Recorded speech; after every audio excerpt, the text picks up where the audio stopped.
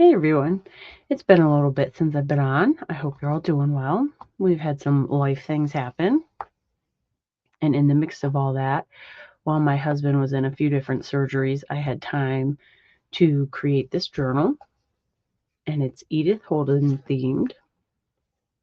It has 5 signatures, 140 pages total. It's 5 3/4 wide, 8 3/4 tall, and the spine is 2 inches.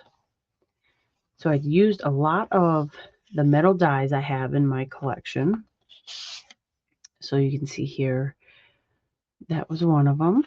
And I just made it into a journaling card and made a pocket. So each signature has a couple different sets of the pages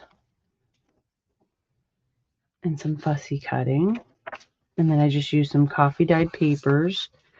And this was another one I fussy cut out the leaf and the flower. And this was another one of the metal dies I have. And then I made a tag out of that one for journaling on. So these dark brown pages are the end pages of the book that I used for layering with some of the tags and journaling cards. And as you can see, I just highlighted some of the pages I liked. And then just some more blank pages for writing or drawing.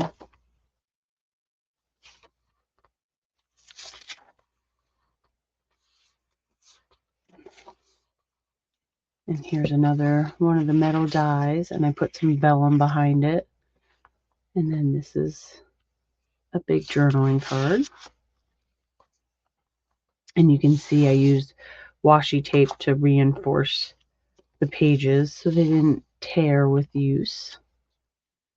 And I did part of the pages on the spine just for a neat look to it. Another fussy cut down there.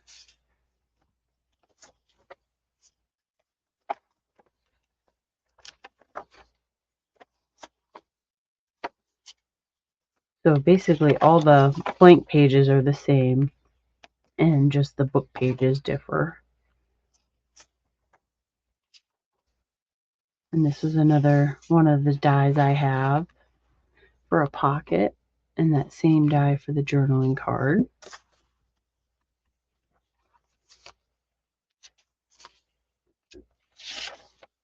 And then on pages like these, I could always add pictures or paper to write on to lay over it. And then this one is another one of the metal dies with some vellum behind it, and then a journaling tag. There's lots of different ways this journal could be used for drawing or writing or keeping track of different plants or animals you see on hikes. Kind of just whatever you'd like to use it for.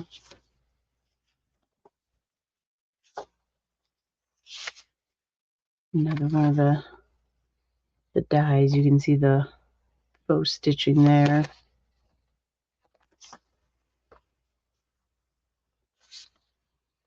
I love these banner dies that I have. They're nested, so they're multiple sizes for layering.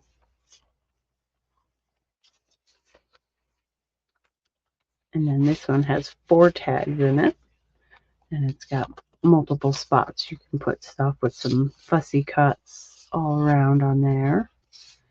And then the tags I just did, they're blank on the back. Some of them have eyelets with some twine. And then the cute bee. I love the bees. And then you have a couple here with butterflies. And they just slide right back in. And I try to kind of make it so those aren't on top of each other. Not so thick on the pages.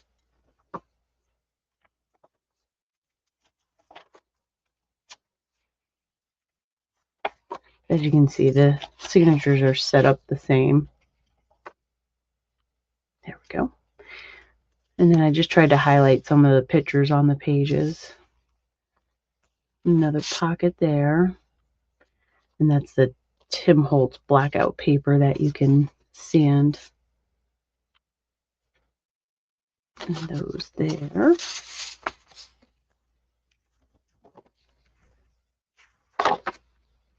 Got another little tuck spot there with another little card to journal on. When I was making this, I wanted to use up some of my stash and use some of the multiple dies I've purchased over the years. Got another tag there. Another big journaling card. And that one I did with the brown paper. That's cardstock, but I also did some white parchment paper on it. And then the cute bird.